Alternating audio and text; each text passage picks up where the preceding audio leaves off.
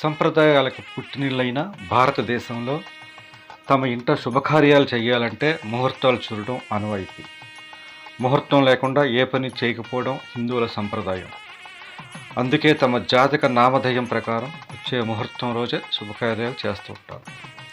ఈ తరుణంలో ప్రతి సంవత్సరంలాగా ఈ ఏడాది కూడా మోడం వచ్చింది. ఇప్పటి వరకు జోరుగా సాగిన వివాహాలు, గృహప్రవేశాలకు బ్రేక్ పడింది. పురోహితుల మంత్రాలు, సన్నాయి, బాజా భజంత్రులు మోగబోయాయి.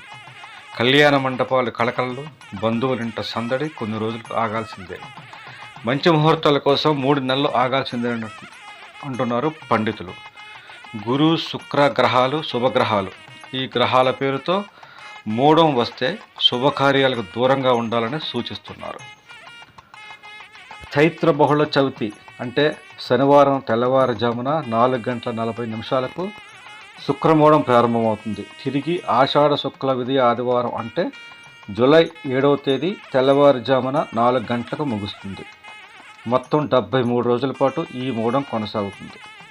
7 నుంచి గురు పౌర్ణమి 7వ తేదీ మధ్యాహ్నం 1 ప్రారంభమై జూన్ 2వ తేదీ తెల్లవారుజామున 2:30 వరకు కొనసాగుతుంది. మొత్తం 27 రోజుల పాటు గురు పౌర్ణమి ఉంటుంది.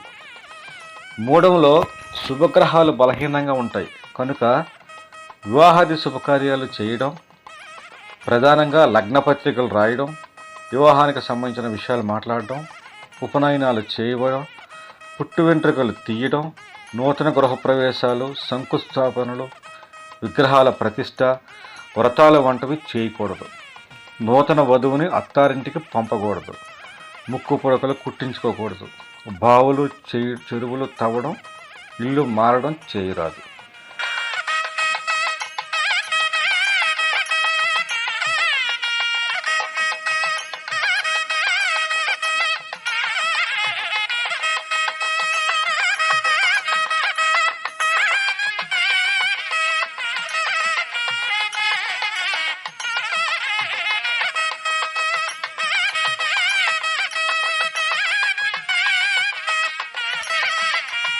అయితే కొన్ని కార్యక్రమాలు చేయవచ్చని పండితులు సూచిస్తున్నారు.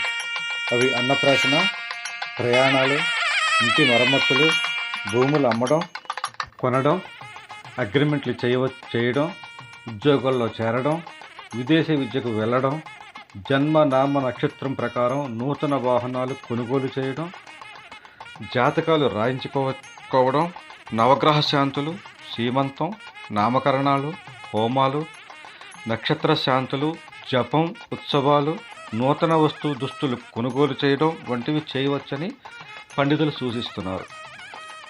ఏది ఏమైనా సరే మరో 73 రోజుల వరకు నూతన ముహూర్తాలు, శుభకార్యాలు, గృహప్రవేశాలు, శంకుస్థాపనల కోసం హిందువులందరూ ఎదురు చూడాల్సిందే. జై హింద్.